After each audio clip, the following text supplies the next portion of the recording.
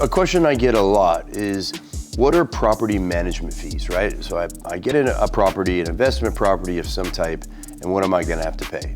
Well, first off, let's go over some of the basics. So number one, there are 4 different types of properties, 4 different types, classifications of properties, right? You have residential, you have commercial, you have industrial, and then you have special purpose.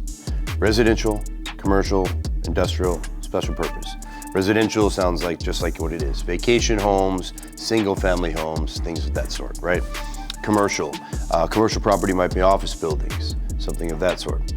Industrial, maybe heavy manufacturing, right? And then special purpose is very interesting. Places of worship, theaters, things of that nature. So today we covered 4 different types of properties that fit under property management. So keep your eyes out for part 2, where I'm gonna go through the 8 most common property management fees. And I think that's what most of you are interested in learning about.